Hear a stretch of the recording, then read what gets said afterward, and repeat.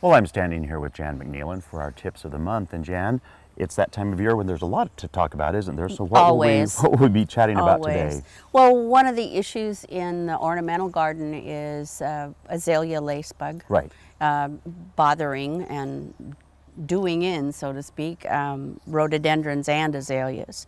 There are two lace bugs. One's a rhododendron lace bug, which has been around for a long, long time, and the azalea lace bug.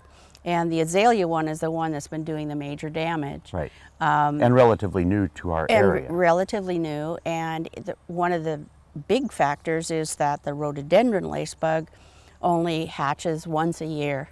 Right. And the rhododendron and the azalea lace bug, you get about 4 generations in a summer. Much more prolific then. Much more. And right now, this is a rhodie that's been bothered by its stippling. Right. The azalea lace bug is a sucking insect, and they suck from the lower side of the leaf, and then it looks all like you put salt on it. And a lot of people think that's spider mites. Right, and that's similar. what spider mite looks like too. It's a sucking insect. But you'll see the insects on right now, the nymph stages of azalea lace bug along the midrib of the leaf. Yeah.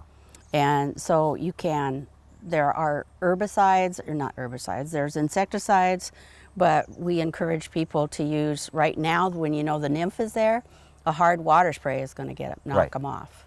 Horticultural oil works, but you have to remember that you're also you're dealing with other beneficial insects that you don't want to kill. Yeah, and anytime that you do that, whether it's organic or not, it's not selective, is it? No, it's not selective, and so make sure you know what you're doing and that you're not spraying anything on anything that's flowering right now for bees, etc. And one of the alternate hosts for the rhododendron lace bug is Indian plum. It's a native shrub. That right now I'm not seeing any, but we will by the end of the summer. So that's just 2 things to pay attention to. Yeah. And the other thing has been brought up is mothballs. Yes. Whether or not they're effective to deter squirrels or rats or skunks or whatever. Because there's rumors out there that you can use them for different things. Right. Just because you can buy it at the grocery store doesn't mean it's a good thing. It's not a natural thing. It is a chemical. It is not meant to be used as a repellent for any kind of insects. It is toxic to birds and mammals and kids and pets and everything. Yeah.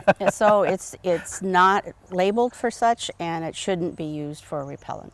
Yeah. So if you think you want to use it, don't, and then find some other options. way. Yeah. Think of another way. So we're also going to be talking about mulching and all of that kind of stuff back in the back of the garden. Let's do that. Okay.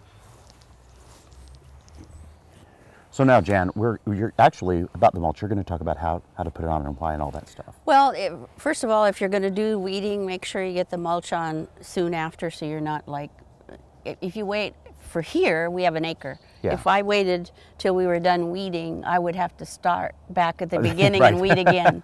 So mulch as you go. And the thing of it is that you want it to look nice. This is just chips on the berries. This is from a tree service, the way you get these free chips. And it's okay for these berries to have 3 or 4 inches of mulch, and it's fine. But when it comes to ornamentals in your flower beds, make sure that it's not too thick around the root zone so that when you water, the moisture can actually get down. Perfect. So there you have it, and another month is come and gone, and we'll see you next month again for more tips in the garden, Jan. Okay.